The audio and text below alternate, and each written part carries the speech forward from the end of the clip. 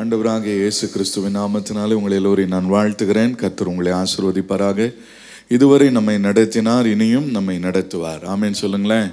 கர்த்தர் நமக்கு போதுமானவராக இருக்கிறார்.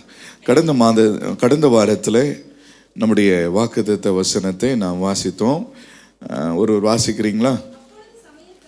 ம் ம் ம் சவுலுக்கு முன் வைத்தான்.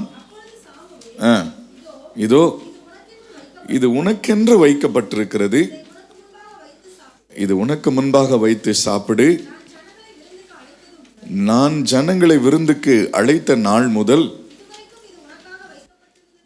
இதுவரைக்கும் இது உனக்காக வைக்கப்பட்டிருக்கிறது என்றான். பிரைஸ் தி லார்ட், ஹல்லேலூயா. இந்த வசனத்தை குறித்து நாம் கடந்த நாட்களில் நம்ம தியானித்தோம். கர்த்தர் எனக்கான ஒரு பங்கை எடுத்து வைத்திருக்கிறார். எனக்கென்று சில ஆசீர்வாதங்களை, எனக்கென்று சில நன்மைகளை எடுத்து வைத்திருக்கிறார். அது வேறு ஒருவருக்கும் கொடுக்க மாட்டார். அது எனக்கே உரிய பங்கு. ஹல்லேலூயா. அது வேறு யாருக்கு போனாலும் அது கிடைக்காது. அது யார் போய் ஜெபம் பண்ணாலும் கிடைக்காது. யார் போய் முன்னாடி கர்த்தருக்கு முன்பாக அழுதாலும் புரண்டாலும் கிடைக்காது. எனக்குரிய பங்கை எனக்கு மாத்திரமே கர்த்தர் தருவார். நான் வர வரைக்கும் எனக்கான ஆசீர்வாதம் வெயிட் பண்ணிக்கிட்டே இருக்கும். எத்தனை பேர் விசுவாசிக்கிறீங்க? நான் வந்து என் அப்பா கிட்ட சேருகிற வரைக்கும், அவர் குறித்த நேரம் வரைக்கும் எனக்கான பங்கு வைக்கப்பட்டிருக்கும். நான் வரும்போது கர்த்தர் ஏற்ற சமயத்தில், ஆண்டவருடைய வசனம் சொல்கிறது, அதினதின் காலத்தில் அதை ஆண்டவர் நேர்த்தியாய் செய்கிறவராம். ஆமென். சரியான நேரத்தில் கர்த்தர் நமக்கு அந்த ஏற்ற பங்கை கொடுத்து நம்மை ஆசீர்வதித்து நம்மை மகிழ்ச்சியின் பாதையில நடத்துகிறவராக இருக்கிறார். சரி, இன்றைக்கு ஒரு காரியத்தை நம்ம பார்க்க போகிறோம். ஆதியாகமத்தின் புஸ்தகம் 30வது அதிகாரம் 24வது வசனத்தை நம்ம வாசிக்க போகிறோம். இன்னும் ஒரு குமாரனை கர்த்தர் எனக்கு தருவார் என்று சொல்லி அவனுக்கு யோசேப்பு என்று பெயரிட்டான். பிரைஸ் தி லார்ட், ஹல்லேலூயா. இன்றைக்கு நாம் ஒரு காரியத்தை நாம் பார்க்க போகிறோம். கடந்த வாரத்தில் பார்த்தோம், எனக்குரிய பங்கை கர்த்தர் எனக்கு வைத்திருக்கிறார், அதை நான் சுதந்திரிக்க போகிறேன். அப்போ அது மாத்திரம்தான் நம்முடைய ஆசீர்வாதமா அப்படின்னு சொல்லி நீங்கள் யோசனை பண்ணீங்க அப்படின்னு சொன்னால், ராகேலுடைய ஜெபத்திற்கு இந்த இடத்துல கர்த்தர் பதில் கொடுக்கிறவராக இருக்கிறார். இன்னும் ஒரு குமாரனை கர்த்தர் எனக்கு தருவார் என்று சொல்லி அவனுக்கு யோசேப்பு என்று பெயரிட்டார். அப்போ உன் ஆசீர்வாதம் இதோடு நிற்கிறதில்லை. உனக்கு ஒரு பங்கு மாத்திரமே அல்ல, அது தலைமுறையாய் கர்த்தர் தம்முடைய ஆசீர்வாதத்தை உனக்கு கொடுத்து கொண்டே வருவார். ஹல்லேலூயா. ஒரு பக்கம் என்னன்னு கேட்டீங்கன்னா, உனக்குரிய பங்கை நீ சுதந்திரித்தால் மாத்திரமே அதை தொடர்ந்து ஆசீர்வாதங்கள் தலைமுறைகளை தாண்டி வரும். அதை தான் இன்றைக்கி நம்ம பார்க்க போகிறோம். அந்த பகுதியில் 22வது வசனத்திலிருந்து, ஆதியாகமம் 22வது வசனத்திலிருந்து 25வது வசனம் வரைக்கும் எல்லாரும் எடுத்துக்கொள்ளுங்க. நம்ம இப்போ ஒருவர் வாசிப்போம், மற்றவங்க எல்லாம் அதை கவனித்து கேட்க போகிறோம்.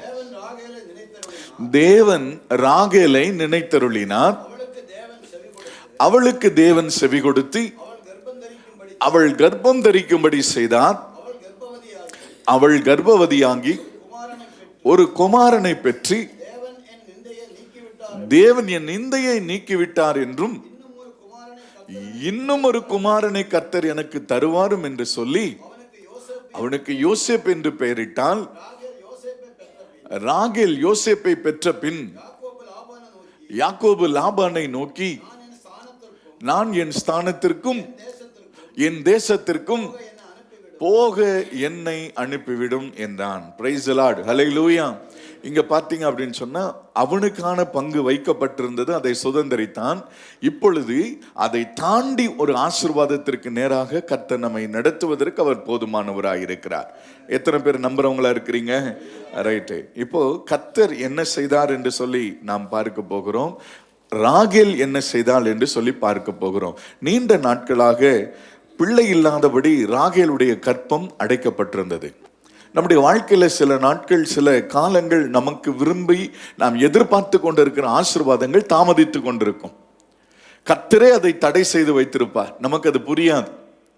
ஏன் இந்த தாமதம், ஏன் இந்த தடை என்பதை கர்த்தருடைய பிள்ளைகளாகிய நமக்கு இது புரியாது. கர்த்தர் நல்லா புரிந்து கொள்ளுங்க, அது குறித்த நேரத்தில் நமக்காக கொடுக்கப்படும். எத்தனை பேர் நம்புறீங்க? இந்த விசுவாசம் நமக்குள்ள வரணும். கர்த்தர் தருவார், கர்த்தர் தருவேன் என்று சொல்லிட்டார். இஸ்ரவேலை ஆசீர்வதிப்பது கர்த்தருடைய பிரியம். எத்தனை பேர் ஆமென் சொல்றீங்க?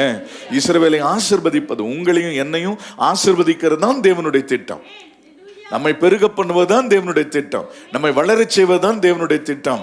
ஆனால் அதற்கு மாறான சூழ்நிலைகளின் வழியாக சில காலங்கள் கர்த்தர் நம்மை கொண்டு போவார். எதுக்குடா இந்த பிரச்சனை நம்முடைய வாழ்க்கையில வந்தது, ஏன் இந்த சூழ்நிலை வந்துச்சுன்னு சொல்லி ஆண்டவருடைய பிள்ளைகளுடைய வாழ்க்கையில நமக்கு அது புரியாத காரியமா இருக்கும். சில நேரங்களில் சத்துரு நமக்கு தீமை செய்ய நினைப்பான், கர்த்தரோ அந்த தீமையை நன்மையாய் மாற்றுவார். கர்த்தரே சில நேரங்களில் நமக்கு நம்முடைய வாழ்க்கையில தீமையை அனுமதித்திருப்பார், அது நன்மைக்கு எதுவாக நம்மை நடத்துவார். நம்மால் அதை விளங்கி கொள்ள முடியாது. ஒரு காரியத்தை மாத்திரம் கர்த்தருடைய பிள்ளைகள் புரிந்து கொள்ளணும், அவர் என்னை நடத்துகிற பாதையில நான் போவேன். அது தீமைக்காக ஆண்டவர் ஒரு நாளும் நடத்த மாட்டார். ஒருவேளை வியாதியா இருக்கலாம், ஒருவேளை போராட்டங்களா இருக்கலாம், ஒருவேளை இழப்புகளா இருக்கலாம். இது உங்களுக்கு புரியவே புரியாது. ஏன் இந்த பிரச்சனை என் வாழ்க்கையில வந்துச்சு, ஏன் இந்த கஷ்டம் எனக்கு வந்துச்சு, ஏன் இந்த போராட்டம் வந்துச்சுன்னு சொல்லி இதை இப்பொழுது நாம் அறிய மாட்டோம், இனிமேல் நாம் அறிய போகிறோம். அல்லேலூயா. அப்போ சில காரியங்களை நான் உங்களோடு பகிர்ந்து கொள்ளும்படி நான் விரும்புகிறேன். அந்த 22வது வசனத்தை இப்ப நம்ம வாசிக்க போகிறோம். ராகேலை நினைத்தருளினார், அவளுக்கு தேவன் செவி கொடுத்து. சரி, இப்போ இந்த வசனத்துல நீங்க வாசிக்கும் பொழுது நம்ம பார்த்தோம் ஒரு காரியத்தை நான் உங்களுக்கு வேகமாய் சொல்லுகிறேன். ராகேலை தேவன் நினைத்தருளினார். இது எபிரேய வார்த்தையில சொல்லப்பட்டிருக்கிற ஒரு காரியத்தை நாம் பார்க்கும்போது, ராகேலை கர்த்தர் தனக்கென அடையாளப்படுத்தி வைத்திருந்தாராம். நினைத்தருளினார் என்று சொல்லப்பட்டிருக்கிற இந்த வார்த்தைக்கு ராகேலை ஆசீர்வதிக்க வேண்டும் என்று சொல்லி தேவன் என்ன செய்து வைத்திருந்தாராம், அடையாளப்படுத்தி வைத்திருந்தாராம். அது தன்னுடையது. சில நேரங்களில் சில பொருள் நம்ம வாங்குவோம், அது என்னுடைய பொருள் என்பதற்கு நம்ம என்ன செய்வோம், அதுக்கு மேல ஒரு அடையாளத்தை போட்டு வச்சிருப்போம். நம்ம ஒரு பாத்திரம் வாங்க போனோம்னாலே நம்ம என்ன செய்வோம், அதுக்கு ஒரு பேர். சிலதெல்லாம் பார்த்தீங்கன்னா அப்படி வரிசை அடிச்சு வச்சிருப்பாங்க, அதில் ஒரு இனிஷியல் கூட போட மாட்டாங்க, அது பெருசாக போட்டு வச்சிருப்பாங்க. என்ன காரணம்னா அந்த பொருள் என்னுடையது, அது அடையாளப்படுத்தப்படுகிறது. அது பெயர் எடுக்கிறது எதற்காகன்னா, அந்த பொருள் என்னுடையது என்பதை குறித்து நீங்க என்ன செய்யப்படுகிறீங்க, அடையாளப்படுத்தி வைத்திருக்கிறது போல கர்த்தர் இப்பொழுது என்ன செய்திருக்கிறார் என்று சொன்னால், ராகேலை தேவன் அடையாளப்படுத்தி வைத்திருக்கிறார். அவளை கொண்டு தேவன் தன்னுடைய சித்தத்தை நிறைவேற்ற போகிறார். என்ன இன்ஸ்டால்மெண்ட்ல? அல்லேலூயா. நீங்க உங்க நெஞ்சில அப்படியே கை வச்சு சொல்லுங்களேன், என்னை கொண்டு தேவன் என் மேல் ஒரு அடையாளத்தை வைத்திருக்கிறார், என்னை கொண்டு பெரிய காரியங்களை செய்ய போகிறார். அல்லேலூயா. அப்போ அடையாளப்படுத்தப்பட்டவர்களுடைய வாழ்க்கையில சில நேரங்களில் ஆசீர்வாதங்கள் தாமதமாகி கொண்டு வரும், தடையா இருக்கும். சில நேரங்களில் உடனடியாக கர்த்தர் செய்வார், சில நேரங்களில் தாமதப்படுத்துவார். யாரையும் ஒரே மாதிரி ஆண்டவர் நடத்த மாட்டார். இது எத்தனை பேர் புரிந்திருக்கிறீங்கன்னு எனக்கு தெரியல. என்ன நடத்துறது போல என்னுடைய பிள்ளைகளை நடத்த மாட்டார். உங்களை நடத்துறது போல, உங்களை ஆசீர்வதிச்சது போல உங்களுடைய பிள்ளைகளை நடத்தவே மாட்டார். நாம யோசனை பண்ணிட்டு இருப்போம், என்னை போல என் பிள்ளைகள் அப்படியே நடத்துவாங்க, நடத்தப்படுவார்கள் அப்படின்னு. இல்ல, கர்த்தர் அவர்களை குறித்து தேவன் ஒரு தனி திட்டத்தை வைத்திருக்கிறார். புரியல உங்களுக்கு?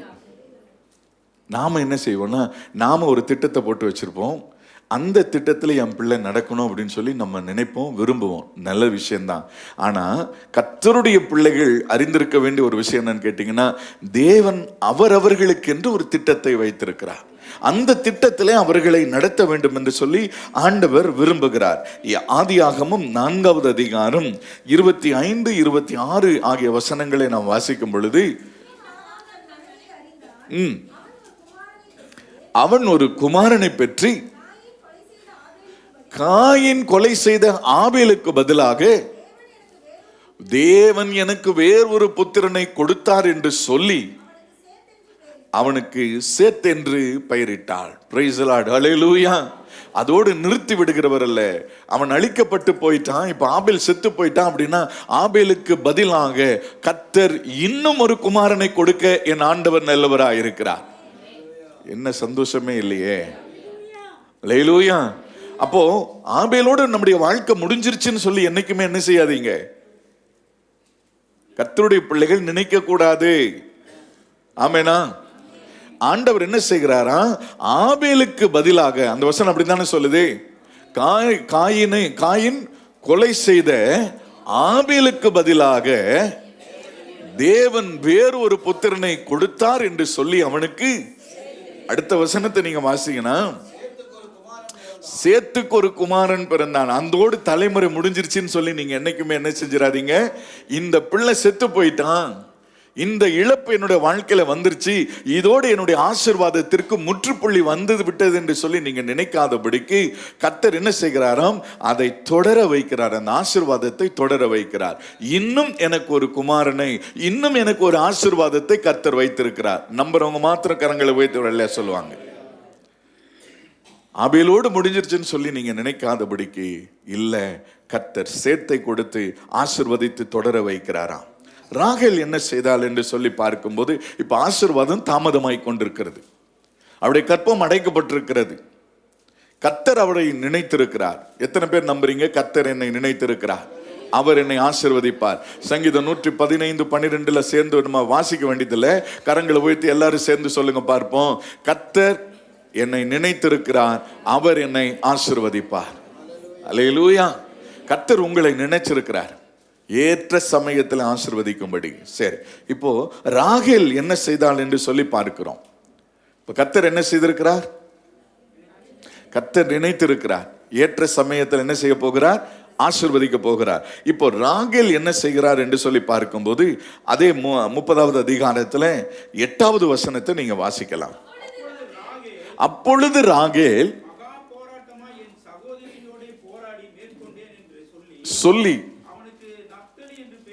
இப்ப கவனிங்க, இந்த ஆசீர்வாதம் தடையா இருக்கிறது, தாமதமா இருக்கிறது என்று சொல்லி அவள் அப்படியே மௌனமா இருந்து விடவில்லை. ஒரு தேவனுடைய பிள்ளைகள், நமக்கு ஆசீர்வாதம் தாமதப்பட்டு கொண்டிருக்கிறது, தடையா இருக்கிறது, கால தாமதம் ஏற்பட்டு கொண்டிருக்கிறது என்று நினைத்து யாரும் மௌனமா இருக்கக்கூடாது. கர்த்தர் ஏற்ற நேரத்தில் செய்வார்னு சொல்லிட்டு நீங்க பாட்டுக்கு பேசாம இருக்கக்கூடாது. அல்லேலூயா.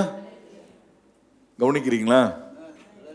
ஒரு மாதிரி சோர்வா இருக்கிற மாதிரியே தெரியுது. ஒரு மாதிரி ஆரம்பிக்கும் போதிலிருந்தே இன்னைக்கு அப்படிதான் போச்சு, முடிவு வரைக்கும் அப்படியே இருக்கக்கூடாதுன்னு நான் நினைக்கிறேன். நீங்க என்ன நினைக்கிறீங்க? அல்லேலூயா. ஒரு விஷயத்தை நான் சொல்றேன், உங்களுடைய கவனத்தை இருக்கும்படி சொல்ற ஒரு விஷயம். அவருடைய வசனத்தை வாசிக்கிறவனும் அதை கேட்கிறவனும் கை கொள்ளுகிறவனும் பாக்கியவான். நீங்க இன்னைக்கு ஆலயத்திற்கு வந்தது 2 முக்கியமான காரியம். ஒன்று, கர்த்தர் செய்த நன்மையை நினைத்து துதிக்கும்படி. 2வது, கர்த்தர் உங்களை குறித்து வைத்திருக்கிற திட்டத்தை அறியும்படி. அப்ப அறியணும்னு நினைக்கிறவங்க அத்தனை பேரும் கவனமா கேட்கணும், உற்சாகமா கேட்கணும். ஆமென் சொல்லுங்களேன். அப்பொழுதுதான் தேவனிடத்திலிருந்து நன்மைகளை நாம் பெற்றுக்கொள்ள முடியும். இப்போ ராகேலுடைய வாழ்க்கையில ஆசீர்வாதம் தாமதித்து கொண்டிருக்கிறது. தாமதித்து கொண்டிருக்கிறதுனால அவள் மௌனமா இருக்கவில்லை. அவள் என்ன செய்தா, தன்னுடைய வாழ்க்கையில போராட ஆரம்பிச்சா. அல்லேலூயா. எப்படியாகிலும் நான் தேவனிடத்திலிருந்து நன்மையை பெற்றே ஆக வேண்டும், நான் இந்த கஷ்டத்தோடையே நான் வாழக்கூடாது, நான் ஆசீர்வாதத்தை சுதந்திரித்தே தீர வேண்டும் என்று சொல்லி அவள் தன்னுடைய வாழ்க்கையில ஒரு முடிவெடுக்கிறார். என்ன கவனிக்கிறீங்களா? ஒருவேளை உங்களுடைய குடும்பத்தில் சில பிரச்சனைகள், சில பாடுகள், சில உபத்திரவங்களின் வழியா நீங்க போயிட்டு இருக்கலாம். இது அப்படியே நிக்காது, இது அப்படியே இருக்காது சூழ்நிலை. எத்தனை பேர் நம்புறீங்க? அப்போ நீங்க என்ன செய்யணும்னா, இதுக்காக போராடணும் தேவ சமூகத்துல. இதுக்காக நீங்க கண்ணீரோடு தேவனை நோக்கி பார்க்கிறவர்களை மாற வேண்டும். கொலோசியருக்கு எழுதின நிருபம் 4வது அதிகாரம் 12வது வசனத்தை ஒருவர் வாசிக்கலாம்.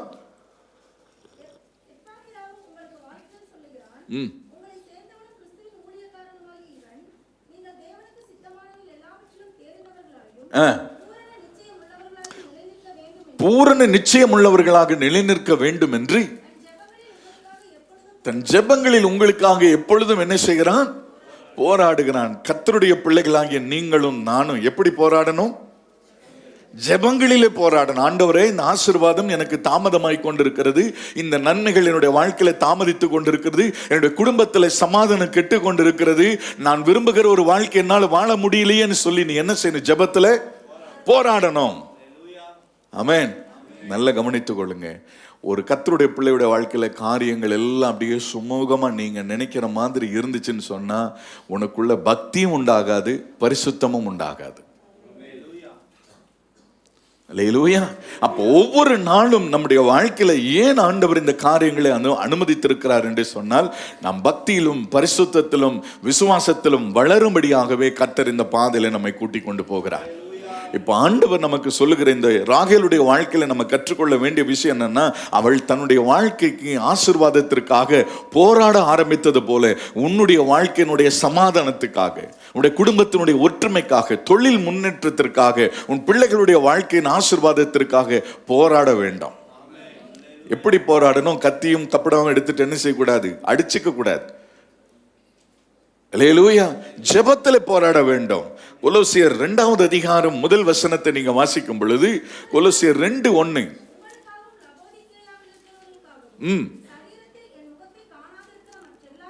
எல்லாருக்காகவும் மிகுந்த போராட்டம் உண்டு என்று நீங்கள் அறிய விரும்புகிறேன். நம்முடைய வாழ்க்கையில ஆண்டவராக இயேசு கிறிஸ்து சொன்னார், இந்த உலகத்தில் உங்களுக்கு உபத்திரவம், நீ நினைக்கிற மாதிரி உன் வாழ்க்கை இருக்காது. ஆனா அந்த வாழ்க்கையை உன் போராட்டத்தினால நீ அதை மீட்டுக்கொள்ள முடியும். உன் ஜெபத்தினால அதை மீட்டுக்கொள்ள முடியும். உன்னுடைய விசுவாசத்தினால அதை மீட்டுக்கொள்ள முடியும். ஆமேன் சொல்லுங்களேன். ஆண்டவர் ஒரு நாள் உன்னை அப்படியே விடவே மாட்டார். உன்னை காண்கிற தேவன் ஒருவர் இருக்கிறார். நம்புறவங்க மாத்திரவர்களே சொல்லுங்களேன். ஹல்லேலூயா. ஆண்டவருடைய முகத்தை நோக்கி பார்க்கிறவர்கள் ஒரு நாளும் வெட்கப்பட்டு போக மாட்டார்கள். ரோமருக்கு எழுதின நிருபம் 15வது அதிகாரம், ரோமருக்கு எழுதின நிருபம் 15வது அதிகாரம் 31, 32 ஆகிய வசனங்களை நம்ம வாசிக்க போகிறோம். நான் தப்புவிக்கப்படும்படிக்கும்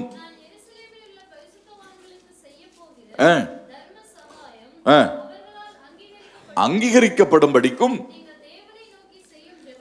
நீங்கள் தேவனை நோக்கி செய்யும் ஜெபங்களில் நான் போராடுவது போல நீங்களும் என்னோடு கூட போராட வேண்டும் என்று.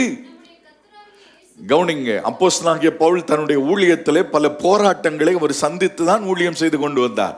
அவர் சொல்லுகிறார், நான் போராடுகிறது போல நீங்களும் கர்த்தராகிய இயேசு கிறிஸ்துவின் மித்தம், ஆவியானவருடைய அன்பின் மித்தமும் நீங்களும் போராட பழகிக் கொள்ளுங்க. சோர்ந்து போயிடாதீங்க. இதோடு என் வாழ்க்கை முடிஞ்சிருச்சுன்னு நீங்க நினைக்காதீங்க. நினைக்க மாட்டேன்னு சொல்றவங்க மாத்திரம் கரங்களை ஊத்தி சொல்லுங்க. இதோட என் வாழ்க்கை இந்த சூழ்நிலை இப்படியே இருக்கும்னு சொல்லி நினைக்கூடாது. இப்படியே என் வாழ்க்கையில சண்டை போட்டுட்டே என் வாழ்க்கை போயிடுமா? இந்த கஷ்டத்திலேயே என் வாழ்க்கை போயிடுமா? இந்த இழப்பிலேயே என் வாழ்க்கை போயிடுமா?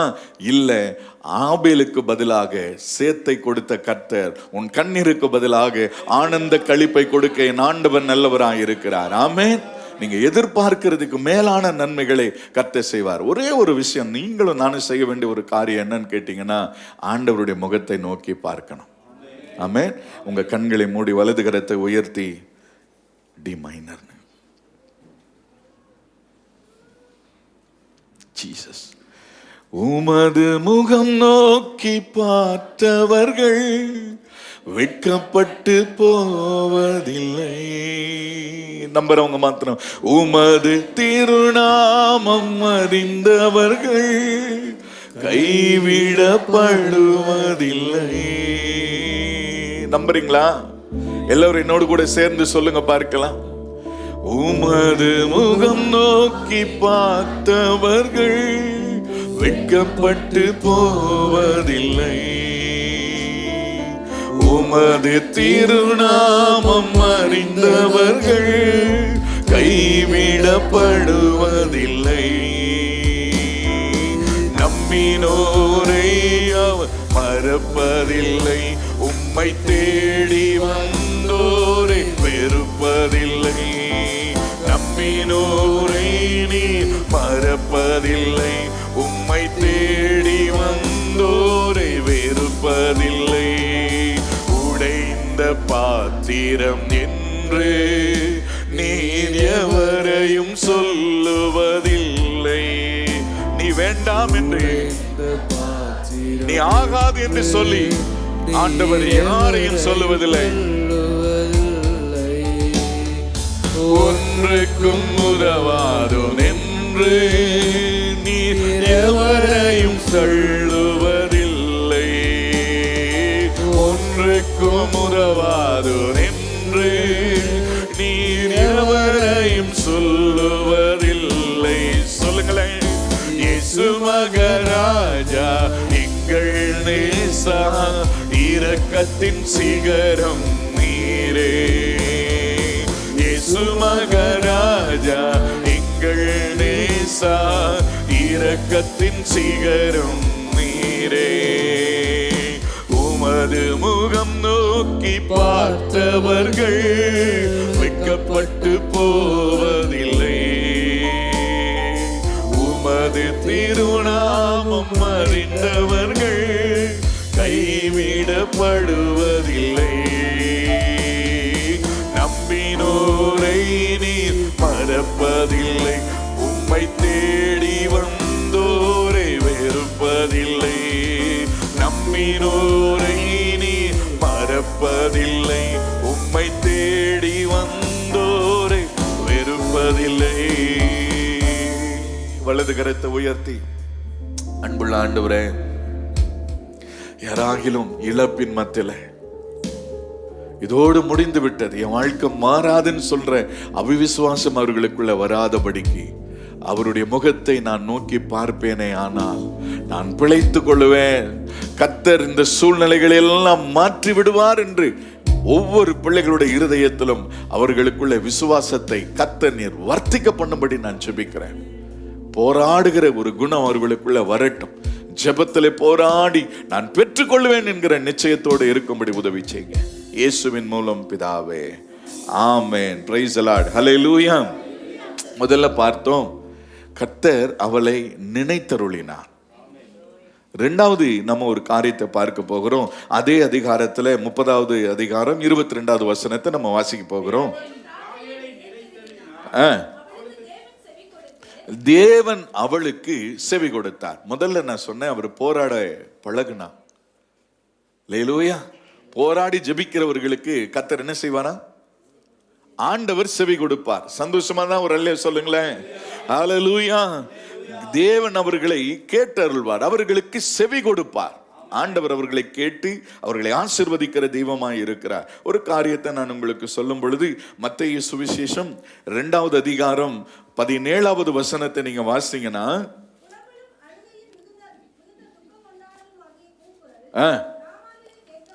ராமாவிலே கேட்கப்பட்டது, ராகேல் தன் பிள்ளைகளுக்காக அழுது அவள் இல்லாதபடியால் ஆறுதல் அடையாது இருக்கிறாள் என்று நிறைவேறினது. கவனித்துக் கொள்ளுங்க. தேவனுடைய சமூகத்தில் ஒரு குறை நம்முடைய வாழ்க்கையில இருக்கிறது என்று சொன்னால், அதை குறித்து இவ்வளவுதான் நீங்க நினைக்காதபடி போராடுகிற குணம் உங்களுக்குள் இருக்கும் பொழுது உன் ஜெபத்தை கேட்கிற கர்த்தர் உன் அருகாமையிலே இருக்கிறார். அல்லேலூயா. நீ ஜெபங்களை ஏறெடுக்கும் பொழுது நிச்சயமாக உன் சூழ்நிலைகள் எல்லாவற்றையும் மாற்றுகிறவராய் இருக்கிறார். சங்கீதம் 126வது சங்கீதம் 5வது வசனத்தை நீங்கள் வாசிக்கும் பொழுது, 126:5, கண்ணீரோடு விதைக்கிறவர்கள் கம்பீரத்தோடு அறுப்பார்கள். கரங்களை உயர்த்தி சொல்லுங்களேன். இன்னைக்கு நீ கண்ணீரோடு ஏறெடுக்கிற ஒவ்வொரு ஜெபத்திற்கும் பலன் நிச்சயமாய் கம்பீரமாய் நீர் அறுக்கிற ஒரு நாள் ஒன்று வரப்போகிறது. அல்லேலூயா. நம்முடைய ஆண்டவருக்கு காலங்கள் ஒரு மேட்ரு கிடையாது. எத்தனை பேருக்கு நான் சொன்னது புரிஞ்சது? 100 வயசுலையும் பிள்ளை பெறக்கூடிய பலனை உண்டு பண்ணுகிற கர்த்தர் நம்முடைய வாழ்விலே இருக்கிறார். அல்லேலூயா. ஒருவேளை வியாதி இன்னைக்கே சுகமாகணுன்றதில்லை. நல்லா புரிந்து கொள்ளுங்க. சில நேரங்களில் எவ்வளோ பெரிய பரிசுத்தவான்களா இருந்தாலும் சரி, எவ்வளோ பெரிய ஊழியக்காரங்களா இருந்தாலும் சரி, பவுல் ஜெபிக்கிறார், இந்த பலவீனம் என்னை விட்டு நீங்கட்டும் என்று சொல்லும் பொழுது ஆண்டவர் சொன்னார், என் கிருபை உனக்கு போதும். சுகமாக கடவுதுன்னு சொல்லுவது எளிதா, கிருபை போதுன்னு சொல்றது எளிதா? சுகமாக கடவுதுன்னு ஒரே ஒரு வார்த்தை சொன்னா ஜோலியா முடிஞ்சிருச்சு. ஆனா கிருபை ஒவ்வொரு நாளும் நீங்க கொடுத்துக்கிட்டே இருக்கணும். நான் சொல்றது உங்களுக்கு புரிஞ்சுதா? சுகமாக கடவுதுன்னு சொல்லியிருந்தா அதோட முற்றுப்புள்ளி வைக்கப்பட்டது. கிருபை போதுன்னு சொன்னது, அந்த பலவீனம் ஒவ்வொரு நாளும் அவனை தொடர்ந்து வரும். ஆனாலும் அந்த பலவீனத்தில் அவருடைய பலன் பூரணமாய் விளங்கி கொண்டே இருக்கும். சில நேரங்களில் கர்த்தர் சுகப்படுத்திடுவார், சில நேரங்களில் ஆண்டவர் கிருபையை தருவார். ஆனா கைவிடவே மாட்டார். எத்தனை பேருக்கு புரியுது? கிருபை வேண்டும், கிருபை தேவைப்படுகிற இடத்துல கிருபையை கர்த்தர் கொடுப்பார். சுகம் வேண்டும் என்ற இடத்துல சுகத்தை கர்த்தர் கொடுப்பார். அப்போ எதை கொடுத்தாலும் கர்த்தர் தம்முடைய தயவுள்ள சித்தத்தின்படியே செய்கிறார். ஏனென்று சொன்னால், பவுல் தன்னுடைய வாழ்க்கையில அவர் மிகப்பெரிய ஞானி, படித்தவர். எல்லா அப்போஸ்தலர்களை காட்டிலும் பவுலுடைய ஞானம் விசேஷித்தமான ஒரு காரியம். அப்போ ஆண்டவர் சொல்றாரு, நான் பெருமை பாராட்டாதபடிக்கு என்னை குட்டுகிற சாத்தானுடைய தூதனாய் நான் அதை பார்க்கிறேன். இந்த பலவீனம் இருக்கு, எனக்குள்ள பெருமை வராதபடிக்கு, எனக்குள்ள ஒரு பெரியவன் என்கிற எண்ணம் வந்து விடாதபடிக்கு இது என்ன செய்யுது, அப்பப்ப என்னை கொட்டும் போது எனக்கு தெரியுது நான் மண்ணான மனுஷன்தான். நான் படிச்சதுனால, பணம் எனக்குள்ள இருக்கிறனால, அறிவு எனக்குள்ள இருக்கிறனால நான் எல்லாத்திலையும் வாழ்ந்துட முடியாது. நான் வாழணும்னா ஆண்டவருடைய கிருபை வேணும்ன்றதை உணர்த்துறதுக்காகத்தான் இந்த பலவீனம். அல்லேலூயா. சில நேரங்களில் நம்மை கர்த்தர் உருவாக்குவதற்காகத்தான் சில ஆசீர்வாதங்களை உடனே கொடுக்க மாட்டார். சில வியாதிகளை நம்ம விட்டு உடனடியாக எடுக்கிறது கிடையாது. நாம் என்னைக்கு உருவாக்கப்படுகிறோமோ அன்றைக்கு நம்மை விட்டு இந்த உபத்திரவத்திலிருந்து கர்த்தர் நீங்களாக்கி விடுவார். அல்லேலூயா. நம்புறீங்களா? ஆமேன் சொல்லுங்களேன். இங்க யாரெல்லாம் சில நேரங்களில் இங்க வருத்தத்தோடு கண்ணீரோடு இருக்கிறவர்களுக்கு நான் ஒரு ஆறுதலின் செய்தியை சொல்லுகிறேன். வெளிப்படுத்தின விசேஷம் 7வது அதிகாரம் 15வது வசனத்திலிருந்து 17வது வசனம் வரைக்கும் நீங்கள் வாசிக்கும் பொழுது, ஆனபடியினால் இருந்து சேவிக்கிறார்கள். நல்ல கவனித்துக் கொள்ளுங்க. இரவும் பகலும் அவருடைய ஆலயத்தில் சேவிக்கிறார்கள். சிங்காசனத்தின் மேல் வீற்றிருக்கிறவர் இவர்களுக்குள்ளே வாசமாயிருக்கிறார். கரங்களை வைத்து ஒரு சொல்லுங்களேன், தேவன் எனக்குள்ளே வாசமாயிருக்கிறார். ஒவ்வொரு வாரமும் ஒவ்வொரு தேவ சபை கூடும்போதெல்லாம் நான் அவருடைய சமூகத்தில் வந்து அவருடைய வார்த்தைகளை கேட்கிறேன், ஆராதிக்கிறேன். நீங்கள் பாக்கியவான்கள். வாசிங்க தொடர்ந்து. இவர்கள் இனி பசி அடைவதும் இல்லை, தாகம் அடைவதிலும் இல்லை, வெயிலாகிலும் உஷ்ணமாவது இவர்கள் மேல் படுவதும் இல்லை. சிங்காசனத்தின் மத்தியில் இருக்கிற ஆட்டுக்குட்டியானவரே இவர்களை மேய்த்து இவர்களை ஜீவ தண்ணீர் உள்ள ஊற்றண்டைக்கு நடத்துவார். தேவன் தாமே இவர்களுடைய கண்ணீர் யாவையும் துடைப்பார். கரங்களை வைத்து ஒரு சொல்லுங்களேன். கர்த்தருடைய ஆலயத்தில் அமர்ந்தவருடைய அவருடைய ஆராதித்து கொண்டிருக்கிற அவருடைய வார்த்தையை கவனித்து கொண்டிருக்கிற உங்களுக்கு ஒரு நல்ல செய்தியை சொல்லுகிறேன். தேவன் உங்களுடைய கண்ணீரை துடைக்க ஆண்டவர் சித்தம் கொண்டவராக இருக்கிறார். நீ இப்படி கண்ணீரோடையே வாழணும்னு தேவன் அப்படி உன்னை படைக்கல. நாள் ஒன்று வரும் பொழுது உன் கண்ணீர் யாவும் துடைக்கப்படும்.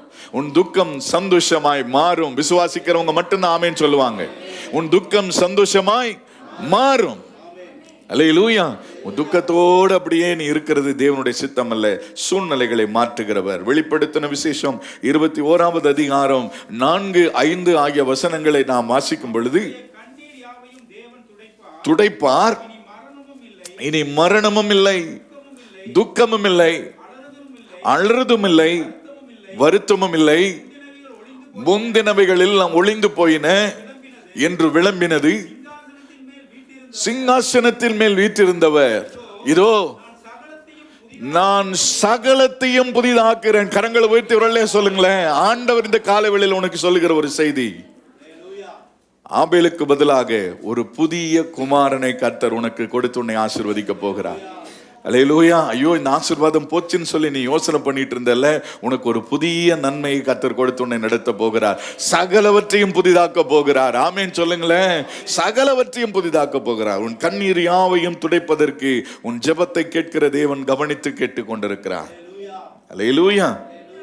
சரி, 3வது ஒரு காரியத்தை நான் உங்களோடு கூட பேசும்படி நான் விரும்புகிறேன். நீங்க பார்த்தீங்க அப்படின்னு சொன்னா, நீங்க ஒருவேளை நினைக்கலாம், எல்லா வாசல்களும் அடைக்கப்பட்டாயிற்று, எல்லா வாசல்களும் அடைக்கப்பட்டாயிற்று. முதல் காரியத்தை சொன்ன, கர்த்தர் நம்மை அடையாளப்படுத்தி வைத்திருக்கிறார், நினைத்திருளி இருக்கிறார். 2வது சொன்ன, கர்த்தர் செவி கொடுத்திருக்கிறார். நம்முடைய ஆண்டவர் உங்களுடைய ஜெபத்தை கேட்கிறவர். 3வது ஒரு காரியத்தை நான் உங்களுக்கு சொல்லுகிறேன், கர்த்தர் நமக்காக ஆசீர்வாதத்தின் வாசல்களை திறக்கிறவர். அடைக்கப்பட்டிருக்கும் வாசல்கள் அடைக்கப்பட்டிருக்கும். எந்த பக்கம் போறதுன்னே தெரியாத மாதிரியான ஒரு சூழ்நிலைகள் வரும் பொழுது கர்த்தர் சொல்லுவாரு, செங்கடலுக்கு நேராக உன் விசுவாச கரத்தை நீட்டி வாசல்கள் திறக்கப்படும். ஒரு ஆமேன் தான் சொல்லுங்களேன். நான் ஒரு நல்ல செய்தி சொல்லும் போது அப்படியே உட்கார்ந்து இருந்தா என்ன அர்த்தம்? செங்கடலுக்கு நேராக, செங்கடல் போன்ற ஒரு பிரச்சனை இருக்கும்போது உன் கரத்தை உயர்த்தி அந்த கடலுக்கு நேராக உன் கரத்தை நீட்டி நீ என்ன செய், அதிகாரத்தை பயன்படுத்தும் பொழுது அந்த செங்கடல் உன்னை விட்டு என்ன செய்யும், பிரிந்து உனக்கு வழியை புதுப்பித்து கொடுக்கும். யோர்தானுக்குள்ள நீங்க போகும்போது, யோர்தான் வழியா போகும்போது அங்க என்ன செய்யணும், கையை நீட்டணுமா, என்ன பண்ணும்,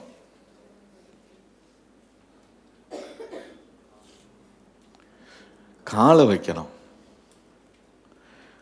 ஒரு இடத்துல கையை நீட்டு சொன்னார். நம்ம மாத்தி மாத்தி செய்வோம். நம்ம பிரச்சனையே என்னன்னு கேட்டீங்கன்னா, கையை நீட்ட சொன்ன இடத்துல காலை வைப்போம், காலை வைக்க சொன்ன இடத்துல கையை நீட்டுவோம். கர்த்தருடைய பிள்ளைகள், கர்த்தர் என்ன சொல்றாருன்னு கவனிங்க.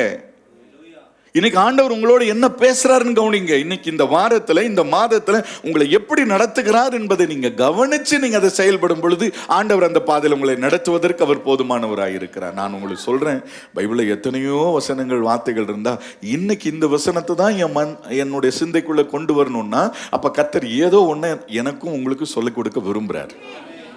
அல்லேலூயா. ஏதோ ஒரு காரியத்தை உன் வாழ்க்கையில ஒரு அற்புதத்தை செய்ய விரும்புறார். நீங்க நினைச்சிருப்பீங்க, நான் இந்த படிப்பு படிச்சிருந்தா என் வாழ்க்கையில ஒரு நன்மை வந்திருக்கும், என் வாழ்க்கையே ஆசீர்வாதமா இருந்திருக்கும் நீங்க யோசிப்பீங்க. நான் உங்களுக்கு சொல்றேன், கர்த்தர் ஆபேலுக்கு பதிலாக சேத்தை கொடுத்தது போல கர்த்தர் உனக்கு இந்த படிப்புக்கு பதிலாக இந்த படிப்பை கர்த்தர் கொடுத்ததுக்கு ஒரு திட்டத்தை கர்த்தர் வச்சிருப்பார். இது உனக்கு புரியாது. சில நேரங்கள் இது உங்களுக்கு விளங்கவே விளங்காது. பார்த்துக்கங்க, ஏன்டா என் வாழ்க்கையில் இந்த காரியத்தை கொடுத்தாருன்னு சொல்லி நீங்க அப்ப சலித்து கொள்ள இருப்பீங்க. நாள் ஒன்று வரும்போது தெரியும், என்னை கர்த்தர் நன்மைக்கு எதுவாகவே நடத்திருக்கிறார். அப்போ ஆண்டவர் முற்றிலும் ஒரு புதிய காரியத்தை கொடுத்து நம்மை நடத்துகிறார். சிறைச்சாலைக்குள்ள நம்ம கட்டப்பட்டிருக்கிற நேரத்துல கையும் தேவையில்லை, காலும் தேவையில்லை. என்ன தேவை? வாய் தேவை. நமக்கு சந்தோஷமா இருக்கிறீங்களா? தேவையில்லாத இடத்துல வாயை திறக்கக்கூடாது, தேவையில்லாத வாய் பேசாதீங்க. கர்த்தர் நமக்கு வாய் எதுக்கு கொடுத்துருக்காருன்னா, ஒன்று சாப்பிட்றோம், ரெண்டாவது அவரை துதிக்கிறதுக்கு, சண்டை போகிறதுக்கு இல்லை. உங்கள் வாயை அமைதியாக வச்சுருந்தீங்கன்னா உங்கள் ஆசீர்வாதம் உங்களுக்கு உண்டானது உங்ககிட்டயே இருக்கும். நிறைய பேர் நம்ம வாயினால தான் ஆசீர்வாதத்தை துரத்திடுறோம். ஆசீர்வாதத்தை துரத்துறதே நம்முடைய அவிசுவாசமான வார்த்தைகளால தான். நீங்கள் அடுத்த ஒரு காரியத்தை நான் உங்களுக்கு சொல்லணும்னா, நீங்கள் பார்த்தீங்க அப்படின்னு சொன்னால், ஏசாயா தீர்க்கதரிசன புஸ்தகம் 45வது அதிகாரம் 1வது வசனத்திலிருந்து சில வசனங்கள் 5வது வசனம் வரைக்கும் நம்ம வாசிக்கலாம். கர்த்தராகிய நான் அபிஷேகம் பண்ணின கோரேசுக்கு முன்பாக ஜாதிகளை கீழ்ப்படுத்தி. இந்த இடத்துல ஒரு நிமிஷம் அண்ணா, ஒரு நிமிஷம் கவனிங்க. யாருக்கு ஆண்டவர் அற்புதத்தை செய்ய போகிறார்னு நான் பேசிட்டு இருக்கிறேன், யாருடைய வாழ்க்கையில மாற்றங்கள் வரப்போகுது நான் பேசிட்டு இருக்கிறேன். முதல் காரியத்தை நான் உங்களுக்கு சொன்னேன். உங்களுக்கு என்ன சொன்னேன்? நினைத்திருக்கிறார். அடையாளப்படுத்தப்பட்டவர்கள் அவர்களுக்கு கர்த்தர் என்ன செய்ய போகிறார் என்று சொல்லி பார்க்கும்போது அவர்களுக்கு தேவன் நன்மை செய்வார். ரெண்டாவது, ஜெபிக்கிறவங்களுக்கு, போராடுறவங்களுக்கு, இப்படி சொல்லுவோம், போராடுறவங்களுக்கு, ஜெபிக்கிறவங்களுக்கு இல்லைங்க, அது கர்த்தர் நினைத்தருளினார். சரியா? ராகேல் என்ன செய்தாள்னு சொல்லி பார்த்தீங்க அப்படின்னு சொன்னா, ராகேல் செய்ததை நான் சொல்றேன். ராகேல் முதல் காரியம் போராடினா, ரெண்டாவது காரியம் ஜெபித்தா, மூன்றாவது காரியம் நான் உங்களுக்கு சொல்கிறதா இந்த விஷயத்தை நான் உங்களுக்கு சொல்றேன். பரிசுத்த ஆவியினாலே நிரம்பி இருக்கிறவர்கள் இந்த போராட்டத்தில் வெற்றி பெறுவார்கள். ஆண்டவர் யாருக்காக நன்மை செய்வார் என்று சொல்லி பார்க்கும்போது பார்த்தீங்க அப்படின்னு சொன்னா, கர்த்தராகிய நான் அபிஷேகம் பண்ணின கோரேசுக்கு முன்பாக ஜாதிகளை கீழ்ப்படுத்தி, உனக்கு விரோதமாய் போராடி கொண்டிருக்கிற எல்லா போராட்டத்தையும் உன் பாதத்திற்கு கர்த்தர் கீழே கொண்டு வருவார். நம்புறவங்க மாத்திரம் அந்த போராட்டத்தை மிதிச்சு நீ மேல போற, அந்த போராட்டத்தை மிதிச்சு நீ தாண்ட போற. ஆமேன் சொல்லுங்களேன். இப்ப என்ன நடந்துச்சுன்னு சொல்லி பார்க்கும்போது, ராஜாக்களின் கட்டுகளை அவிழ்க்கும்படிக்கு கவனிங்க. இப்ப நான் உங்களுக்கு சொன்னேன் இல்லையா, அபிஷேகம் பண்ணினவனுக்கு முன்பாக எந்த பூட்டப்பட்ட வாசலா இருந்தாலும் ஆண்டவர் அதை திறக்க போகிறார். பூட்டப்படாது இருக்க கதவுகளை திறந்து வைக்கும்படிக்கு அவனை பார்த்து வலது கையை பிடித்து கொண்டு அவனுக்கு சொல்லுகிறதாவது, நல்லா கவனித்துக் கொள்ளுங்க, கர்த்தர் அபிஷேகம் பண்ணின உங்களுடைய வலது கரத்தை பிடித்து, உங்க வலது கரத்தை உயர்த்தி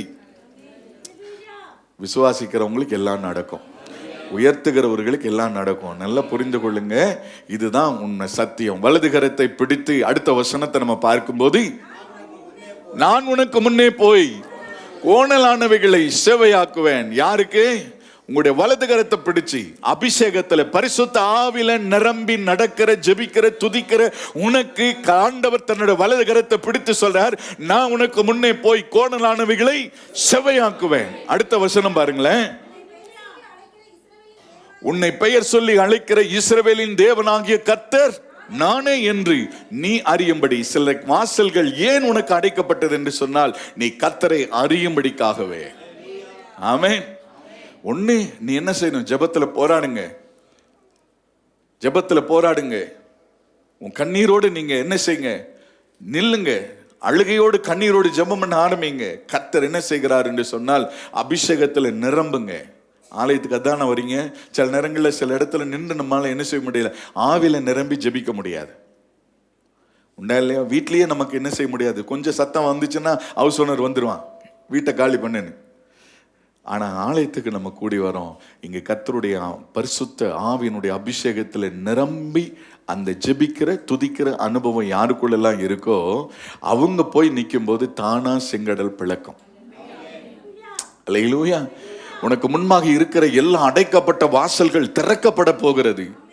அடுத்த வசனத்தை நீங்க வாசிக்கும் பொழுது, எப்படிப்பட்ட ஆண்டவர் அற்புதத்தை வாசலை திறக்க போறாருன்னு பாத்தீங்கன்னா, வெண்கல கதவுகளை, வெண்கலம் இருக்கிற உலகத்துல ஸ்ட்ராங் ஆனது, அதையே கர்த்தர் உடைச்சி இருப்பு தாழ்பால்கள், அதுக்கு வெண்கலத்து கதவுல இருக்க வெண்கல கதவு, அதுக்கு எப்படி என்ன தாழ்பால் போட்டிருக்காங்க? இருப்பு தாழ்பால். அதை முறித்து அந்தகாரத்தில் இருக்கிற பொக்கிஷங்களையும் ஒளிப்பிடத்தில் இருக்கிற புதையல்களையும் உனக்கு கொடுப்பேன். சந்தோஷமா தான் ஒரு ஆமேன் சொல்லுங்களேன். நான் என் தாசனாகிய யாக்கோபின் மித்தமும் இஸ்ரவேலின் மித்தமும் பெயர் சொல்லி அழைத்து நீ என்னை அறியாதிருந்தும், கவனிங்க, முந்தின வசனத்துல நீ அறியும்படிக்கு கர்த்தர் உன்னை நடத்தி இருக்கிறார். இப்ப நீ அறிந்து கொண்ட உடனே வாசல்கள் உனக்கு நேரா திறக்கப்படும். புரிஞ்சவங்க மட்டும்தான் ஒரு அல்லையா சொல்லுவாங்க, புரியாதவங்க அப்படியே ஒரு மாதிரி தூங்கி வழிவாங்க. கவனிங்க, எந்த அளவில் நீ கர்த்தரை அறிகிறையோ அந்த அளவில் உனக்கு வாசல்கள் திறக்கப்படும். அல்லேலூயா. அடுத்த வசனம் வாசிக்கிறீங்களா? நானே கர்த்தர், வேறொருவர் இல்லை, என்னை தவிர வேறு ஒரு தெய்வம் இல்லை என்பதை என்றைக்கு நீ அறிகிறையோ அன்றைக்கு உன்னுடைய வாசல்கள் திறக்கப்படும். உன் வியாதிகள் உன்னை விட்டு வீங்கும். ஹல்லேலூயா. என் ஆண்டவர் பெரியவராய் இருக்கிறார். சந்தோஷமா இருக்கிறவங்க மாத்திரம் இல்லையா சொல்லுங்களேன். ஹல்லேலூயா. கர்த்தரால் அற்புதத்தின் கதவுகளை திறக்க முடியும். எத்தனை பேர் நம்புறீங்க? கர்த்தர் திறப்பாரானால் அது ஏற்கனவே அவர் தான் அடைச்சு வச்சிருக்காரு. சாவி யாருகிட்ட இருக்குதோ அவங்க தான் பூட்டவும் முடியும், திறக்கவும் முடியும். அப்போ சகல அதிகாரமும் யாருடைய கரத்தில் இருக்கிறது? என் தேவனுடைய கரத்துல இருக்கிறது. ஆமேன் சொல்லுங்களேன். மிகப்பெரிய ஆசீர்வாதத்தை தர விரும்பினால் தேவனுடைய நேரம் வரும் வரைக்கும் அது அடைக்கப்பட்டிருக்கும். தேவனுடைய நேரம்னா என்ன? தேவனுடைய நேரம்னா என்னங்க?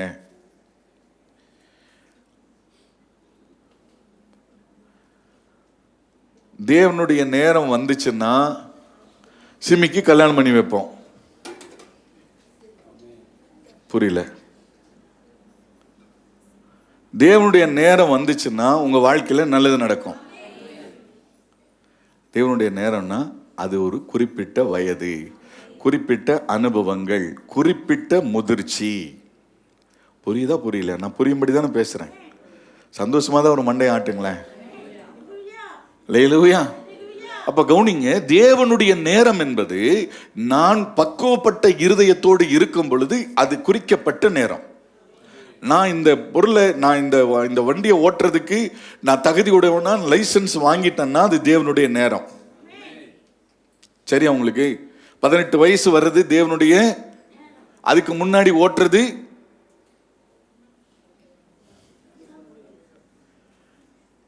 அது தேவனுடைய நேரம் இல்லை. அப்ப அது லைசன்ஸ் வாங்காம வண்டி ஓட்டாதீங்க. அதுக்கப்புறம் தேவனே என்னை கைவிட்டீரே அப்படின்னு நீ சொல்லக்கூடாது. 18 வயதுக்கு கீழே இருக்கிறவர்களுக்கு திருமணம் ஆகிறதுக்கு ஒரு வயசு இருக்கு. அது வரைக்கும் என்ன செய்யணும்? தேவனுடைய நேரம் வர வரைக்கும் பொறுத்து இருக்கணும். அதுக்கு முன்னாடியே கல்யாணம் பண்ணவன் அத்தனை பேரும் ஐயோ இது எனக்கு முன்னாடியே தெரியாம போயிடுச்சே. இப்பவே நான் சொல்றேன் கேட்டுக்க. அல்லேலூயா. தேவனுடைய நேரம் வர வரைக்கும் நீங்க என்ன செய்யாதீங்க? அவசரப்படாதீங்க. அவர் குறித்த நேரத்தில் அவரை அறிகிற அறிவு தான் தேவன் நமக்கு கொடுத்திருக்கிற நியமித்திருக்கிற நேரம். சத்தமா தான் சொல்லுங்களேம்மா, உங்களுக்கு என்னம்மா பிரச்சனை? சரி, ஒரு 4வது ஒரு காரியத்தை நான் உங்களுக்கு சொல்லுகிறேன். அந்த 30வது அதிகாரம் 23வது வசனம். அவள் கர்ப்பவதியாகி ஒரு குமாரனை பெற்று, நல்ல கவனித்துக் கொள்ளுங்க, அடுத்த ஸ்டேஜ் அவளுடைய வாழ்க்கையில ஏற்பட்டிருக்கிற எல்லா நிந்தையும் கர்த்தர் மாற்றினார். கர்த்தர் எப்படி செயல்படுகிறார் என்று சொல்லி பார்க்கும்போது நிந்தையை மாற்றினார். நல்ல கவனித்துக் கொள்ளுங்க. இந்த ப்ராசஸ்ல இந்த அற்புதத்துக்கு 2 பேருடைய செயல்பாடுகளும் முக்கியம். ஒன்று, கர்த்தரும் உங்களுக்காக செயல்படணும், நீங்களும் உங்களுக்காக செயல்படணும். புரியலையோ? ஒரு ஆசீர்வாதம் வரணும்னா யாரோ ஒருத்தரால மட்டும் இந்த காரியங்கள் நடப்பதில்லை. 2 பேரும் அதற்கான காரியத்தை இணைந்து செயல்படும் போதுதான் ஒரு குடும்பம் எப்படி 2 பேர் சேர்ந்தாதான் கட்டப்பட முடியும். ஒரு ஆசீர்வாதம் பிறக்கணும்னா, ஒரு ஆசீர்வாதத்தின் வழி உனக்கு திறக்கணும்னா 2 பேரும் செயல்படணும். கர்த்தரும் செயல்பட ஆயத்தமாக இருக்கிறார், நீயும் செயல்பட ஆரம்பி. இங்க பாருங்க, கர்த்தர் அவளை நினைத்தருளுவதற்கு அவ போராட ஆயத்தமா இருந்தா. கவனிச்சிங்களா? அவ போராடிட்டே இருந்தா, அவ ஜெபம் பண்ணிக்கிட்டே இருந்தா. ஆண்டவருடைய சமூகத்தில் அவள் எந்த அளவுக்கு போராட முடியுமோ போராடி கொண்டிருந்தா. கர்த்தர் அவரை நினைத்தருளினார், கேட்டருளினார். கர்த்தர் இப்பொழுது என்ன செய்தாலும் அவருடைய நிந்தையை நீக்கினார். அல்லேலூயா. அவளுடைய நிந்தையை கர்த்தர் முற்றிலும் நீக்கி அவளுடைய வாழ்க்கையில ஒரு மிகப்பெரிய ஒரு ஆசீர்வாதத்திற்கு நேராக அவளை ஆண்டவர் நடத்தினார். யோசுவாவின் புஸ்தகம் 5வது அதிகாரம், யோசுவாவின் புஸ்தகம் 5வது அதிகாரத்தில் நீங்க வாசிக்கும் பொழுது 9வது வசனத்தை வாசிக்கிறீங்களா? யோசுவாவை நோக்கி, எகிப்தின் நிந்தையை உங்கள் மேல் இராதபடிக்கு புரட்டி போட்டேன் என்று, அதனால் அந்த ஸ்தலம் இந்நாள் வரைக்கும் கில்கால் எனப்பட்டது. கரங்களை வைத்து சொல்லுங்களேன். எகிப்தின் நிந்தையை கர்த்தர் உங்களை விட்டு என்ன செய்தாரா? புரட்டி போட்டாரா. இன்னும் எத்தனை நாளைக்கு எனக்கு இந்த கஷ்டம் அப்படின்னு சொல்லி நீங்க யோசிக்காதீங்க. கில்காலுக்கு வந்துட்டீங்கன்னா உன் நிந்தை புரட்டப்படும். நாம என்ன செய்யறோம்? வீட்லயே உட்காந்துட்டு என் வாழ்க்கை மாறணும் மாறணும் மாறணும்னு மாறாது. அவங்க என்ன செஞ்சாங்க? எகிப்திலிருந்து இப்ப என்ன செஞ்சாங்க? புறப்பட்டு கில்காலுக்கு வர வரைக்கும் அந்த நிந்தை அவர்களுடைய மேல இருந்துகிட்டே இருந்துச்சு. இப்ப என்ன செய்யப்பட்டிருக்கிறது? கில்கால் வந்த உடனே குறித்த நேரம் வந்துருச்சு. ஆமென் சொல்லுங்களேன். இப்ப நிந்தை என்ன செய்யப்படுகிறது? கர்த்தரால் புரட்டி போடப்பட்டிருக்கிறது. உன் நிந்தை உன்னை விட்டு நீங்க போகிறது. அல்லேலூயா. அப்போ நீ கர்த்தருடைய ஆலயத்துக்கு நீ இடைவிடாம என்ன செய்யணும்? நீ ஜெபிக்கிறத நீ நிறுத்தாம தொடர்ந்து ஜெபம் பண்ணிக்கிட்டே இரு. கர்த்தருடைய வேலையை நீ செஞ்சுட்டே இரு, வேதம் வாசிக்கிட்டே இரு, கர்த்தரை ஆராதிச்சுக்கிட்டே இரு. ஏற்ற நேரத்தில் கர்த்தர் உன் நிந்தையை புரட்டி போட்டுருவார். அல்லேலூயா.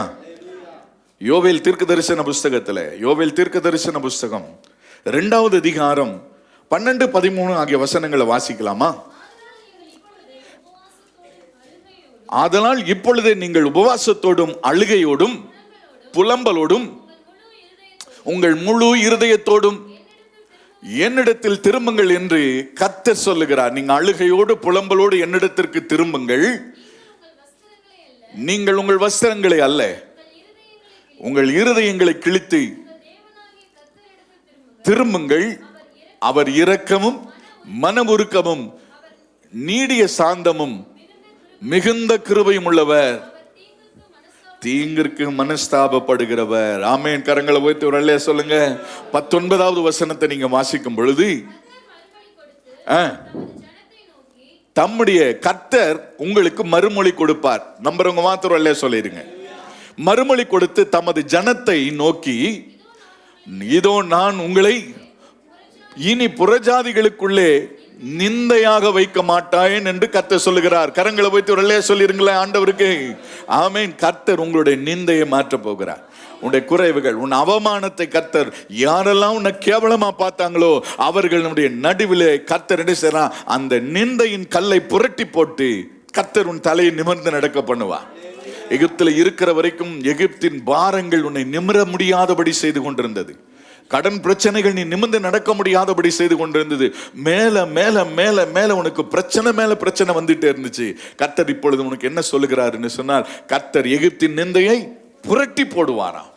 புரட்டி போட்டு இனி புறஜாதிகளுக்குள்ளே உன்னை நிந்தையாய் வைக்காமல் உங்களுக்கு தானியத்தையும் திராட்சரசத்தையும் எண்ணெயும் கொடுத்தேன், நீங்கள் அதனால் திருப்தி ஆவீர்கள். கரங்களை வைத்து ஒரு அல்லேலூயா சொல்லுங்களேன். நீ குறையோடு வந்திருந்த கர்த்தர் உன் நிந்தைகளை எல்லாம் நீக்கி போட்டு கர்த்தர் உனக்கு திருப்தியான ஒரு வாழ்க்கையை கொடுத்து உன்னை ஆசீர்வதிப்பதற்கு என் ஆண்டவர் நல்லவராயிருக்கிறார். ஹல்லேலூயா. அவர் நிந்தையை நீக்கி போட்டார்.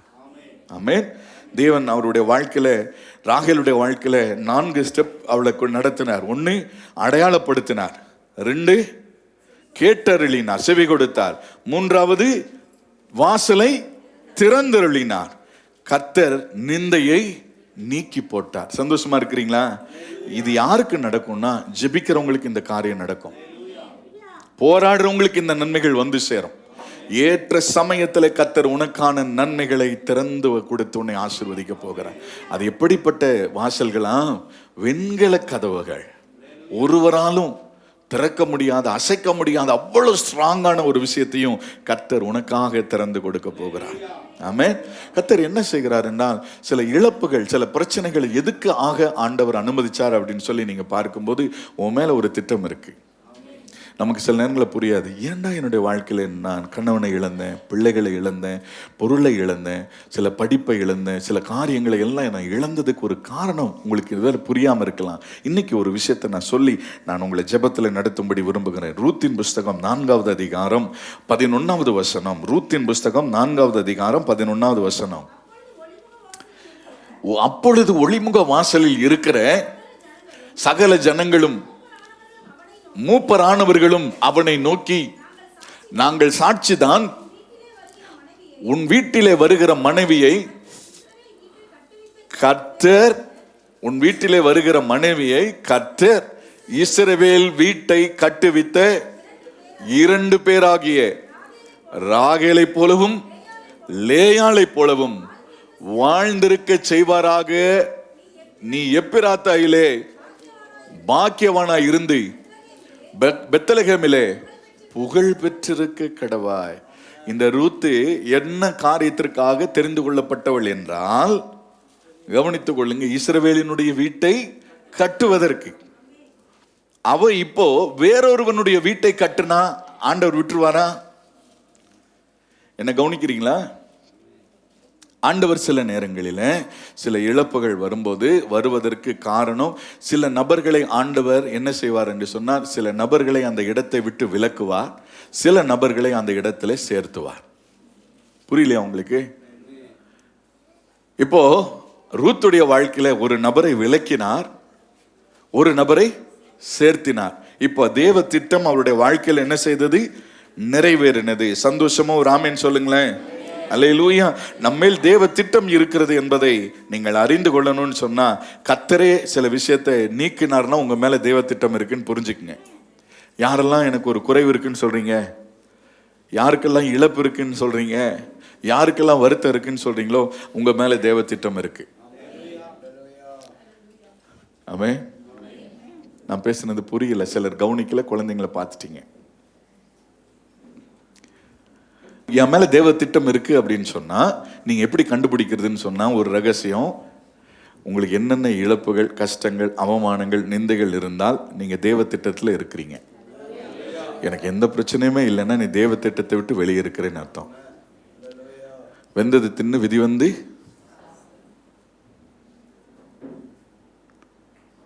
அப்போ தேவ திட்டத்துல இருக்க விரும்புறீங்களா, விதி வந்து சாக விரும்புறீங்களா? ஆனா புரிஞ்சுக்குங்க, தேவ திட்டத்தில் இருந்தா கஷ்டமும் பாடும் உபத்திரமும் உங்களை தொடர்ந்து கொண்டே வரும். வாழ்க்கை சுமூகமா போகாது. இஸ்ரவேலில் 6,00,000 புருஷர்கள் புறப்பட்டாங்க. அவங்கெல்லாம் வெந்தது தின்னு 5,98,000 பேர் என்ன செஞ்சான்?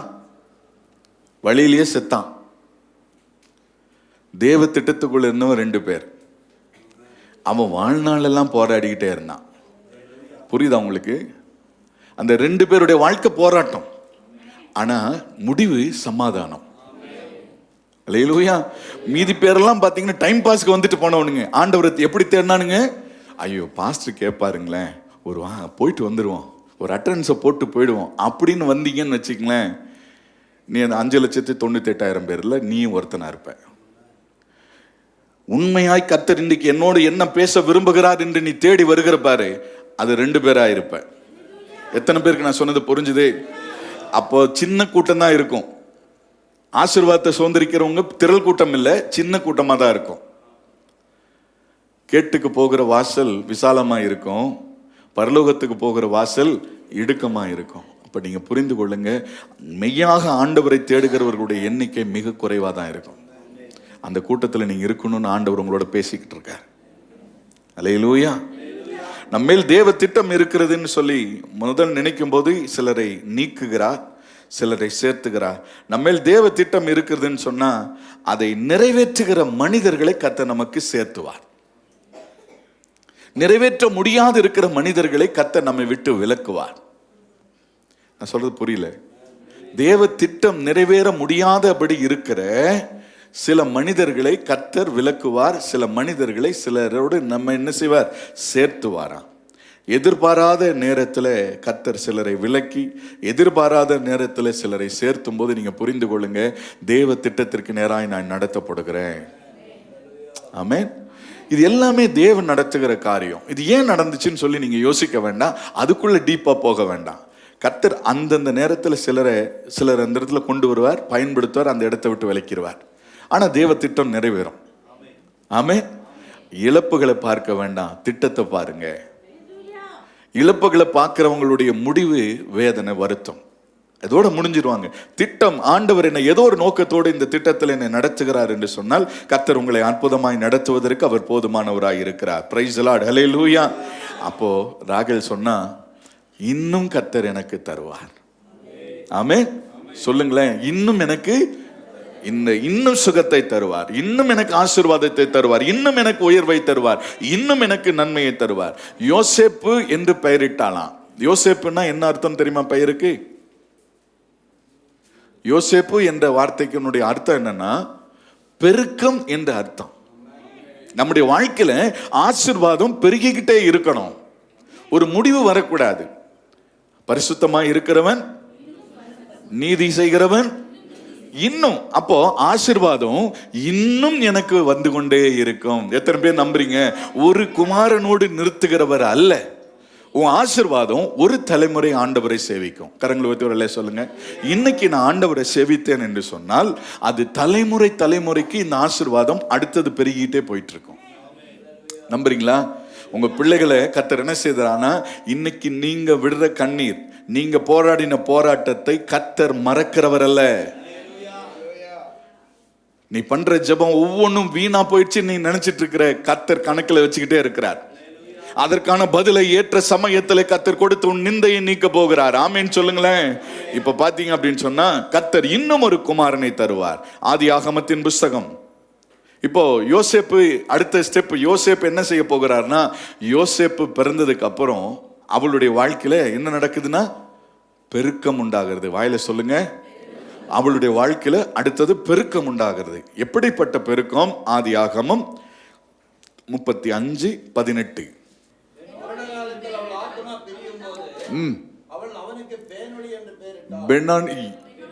பெனானி என்று பெயரிட்டாள். அவள் தகப்பனோ பென்யமீன் என்று பெயரிட்டான். அடுத்தது இப்போ யோசேப்புக்கு அப்புறம் அடுத்தது யார் வரா? பென்யமீன் வரான். அடுத்தது நீங்க பார்க்கும்போது 24வது வசனத்துல ராகேல் பெற்ற குமாரர்கள் யார் யாரு? ராகேல் பெற்ற குமாரர்கள் யார் யாருங்க? யோசேப்பு, பென்யமீன் என்றவர்கள் ராகேல் பெற்ற குமாரர்கள். சரி, இதோட நிறுத்திடுவாரா? இப்படி அந்த சந்ததி இதோட முடிஞ்சிருமா? தேவ திட்டத்துக்குள்ள இருக்கிறவங்களுக்கு நான் அதை சொன்னேன் பாருங்க. இந்த இழப்பு, இந்த அவமானம், இந்த பிரச்சனைகள் வருகிற நேரத்துல நீங்க ஸ்டக்காய் அந்த இடத்துல நிக்காம நீங்க போராடுங்க. கர்த்தருடைய சமூகத்துல தொடர்ந்து அழுது ஜெபித்து போராடுங்க. அந்த ஜெபத்திற்கு கர்த்தர் நினைத்தருளி ஆண்டவர் என்ன செய்வார்னா, உங்களுடைய வாழ்க்கையில தேவன் அற்புதங்களை செய்ய ஆண்டவர் சித்தம் வைத்திருக்கிறார். ஆமென் சொல்லுங்களேன். சரி, இப்போ 1 சாமுவேல் 9வது அதிகாரம், 1 சாமுவேல் 9வது அதிகாரம் 1-2 ஆகிய வசனங்களை வாசிங்க.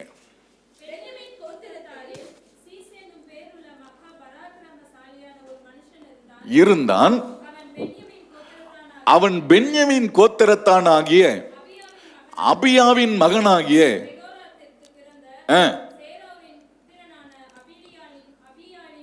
குமாரன், அவனுக்கு சவுல் என்னும் பேருள்ள சௌந்தரியமான வாலிபன் ஒருவன் இருந்தான். இஸ்ரவேல் புத்திரரில் இல்லை.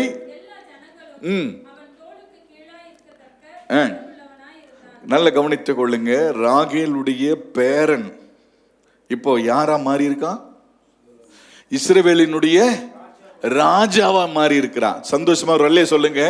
உன் கண்ணீர் ஒரு சந்ததியை ஆசீர்வாதமா நடத்துச்சு, இன்னொரு சந்ததியை ஆளுகை செயல்களாய் மாற்றிச்சு. புரிஞ்சவங்க ஆமேன்னு சொல்லுவாங்க. ஒரு சந்ததியை ஆசீர்வாதமா நடத்துச்சு, இன்னொரு சந்ததியை ஆளுகை செய்கிறவர்களாய் மாட்டுச்சு. என்ன பெரிய உன் ஜெபம் பாருங்க. உன் கண்ணீருக்கு சாதாரணமான ஒரு வல்லமை இல்லை, அது மகா பெரிய வல்லமை நிறைந்தது உன்னுடைய கண்ணீர். ஒரு தேவ பிள்ளை அழுது ஜெபிக்கிறாங்கன்னு சொன்னா, சிலருக்கெல்லாம் பார்த்தீங்க அப்படின்னு சொன்னா ஜெபம் பண்ணும்போது அவங்க அழுகிறத பார்த்தா அவங்களுக்கு கோபமா வரும் மற்றவங்களுக்கு. நான் சொல்றேன், உன் கண்ணீர் விலையேற பெற்றது. கர்த்தர் அதை கணக்கில் வைத்திருக்கிறார். பாருங்க, அவள் இன்னும் ஒரு குமாரனை தருவார் என்று சொல்லி அவனுக்கு யோசேப்பு என்று பெயரிட்டால். யோசேப்பு என்றால் பெருக்கம் என்ற அர்த்தம். அந்த பெருக்கம் அவளோடு நின்று விடாதபடி, பென்யமீனோடு நின்று விடாதபடி ஆண்டவர் என்ன செய்கிறார் என்று சொன்னால், ஒரு முக்கியமான விஷயத்தை சொல்லிட்டா, இஸ்ரவேலினுடைய ராஜா ஒரே ஒருத்தன் மட்டும்தான் பென்யமீன் கோத்திரத்தில் வந்தான். மற்றவங்க எல்லாம் யாருன்னு தெரியுமா? யூதா கோத்திரத்திலிருந்து வந்தவங்க. ஒரு கோத்திரத்தை தாண்டி ஒரு ஆசீர்வாதம் வருதுன்னா அது தேவனால் மாத்திரமே, உங்களுடைய ஜெபத்தால மாத்திரமே நடக்கும். நான் சொல்றது உங்களுக்கு புரியுதா? யூதா கோத்திரம் தான் ஆளுகை செய்யணும். ஆனா பென்யமீன் கோத்திரம் ஆளுகை செய்யுதுன்னா காரணம் மாறுனா ராகேலுடைய கண்ணீர். அல்லேலூயா. உன்னுடைய கண்ணீர் உன் பிள்ளைய ஒருவேளை, உன் குடும்பத்தை ஒருவேளை இதோட முடிச்சிடலான்னு சொல்லி யோசனை பண்ணதுக்கு நேரா மாத்தி என்ன செய்யணும்னா, இப்ப தலைமுறைகளை தாண்டி ஒரு ஆசீர்வாதம் வருது பாருங்களேன். என்ன ஒரு ஆண்டவர் ஒன்று அத்தனை கண்ணீரையும் கணக்கில் வச்சிருக்கிறாரு.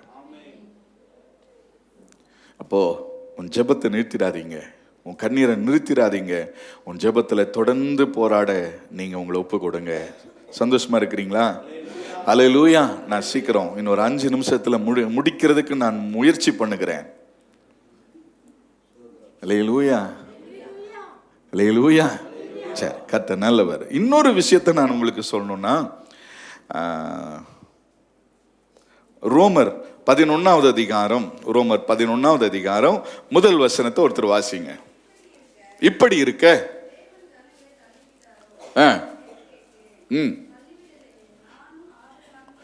நானும் ஆபிரகாமின் சந்ததியிலே பென்யமீன் கோத்திரத்திலே பிறந்த இஸ்ரவேலன் அல்லவா?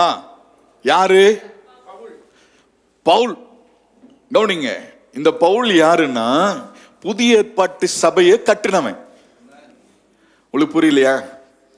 புதிய ஏற்பாட்டு சபையினுடைய மிகப்பெரிய ஒரு அப்போஸ்தலன் என்று அறியப்பட்டவன் இந்த பென்யமீன் கோத்திரத்தினுடைய இந்த பவுல்.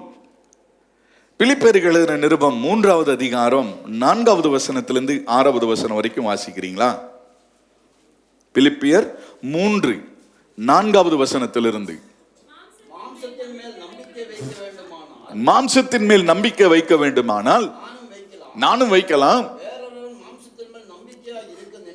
நினைத்தால் அதிகமாய் அப்படி செய்யலாம். நான் 8ஆம் நாளில் விருத்த சேதனம் அடைந்தவன், இஸ்ரவேல் வம்சத்தான், பென்யமீன் கோத்திரத்தான், எபிரேயில் பிறந்த எபிரேயன், நியாய பிரமாணத்தின்படி பரிசேயன், துன்பப்படுத்தினவன், குற்றம் சாட்டப்படாதவன். ஆனால் என்னை கர்த்தர் இப்பொழுது சந்தித்திருக்கிறார். நான் சபைக்காக சபையை கட்டி எழுப்பி கொண்டிருக்கிறேன். கரங்களை வைத்து ஒரு சொல்லுங்களேன். ஹல்லேலூயா. ராகேலுடைய குமாரர்கள்ல 3 பேர்ல 3 விதமான அற்புதங்கள் நடந்தது. அவருடைய கண்ணீரின் ஜெபத்திற்கு 3 விதமான அற்புதங்கள். 1, ஒரு குமாரனை கொண்டு எகிப்தை கட்டினார், யோசேப்பு. கரெக்டா? ஒரு குமாரனை கண்டு எகிப்தை கட்டினார். இன்னொரு குமாரனை கொண்டு இஸ்ரவேலை கட்டினார். இன்னொரு குமாரனை கொண்டு கிறிஸ்துவின் சபையவே கட்டினாலாம். சந்தோஷமா கரங்களை வைத்து ஒரு அல்லே சொல்லுங்களேன். இது அத்தனைக்கு காரணம் என்னன்னு கேட்டீங்கன்னா, ராகேலுடைய கண்ணீரும் விசுவாச அறிக்கையின் ஜெபமும். புரியலையே? உன் வாயை திறந்து நீ என்ன அறிக்கை செய்றியோ அது அப்படியே உன் வாழ்க்கையில நடக்கும். கர்த்தர் என்னை கீழாக்காமல் மேலாக்குவார் என்று நீ அறிக்கை செய்வால், நீ செய்தால் நீ மேலாவ. இந்த சூழ்நிலை மாறும் என்று நீ அறிக்கை செய்தால் இந்த சூழ்நிலை மாறும்.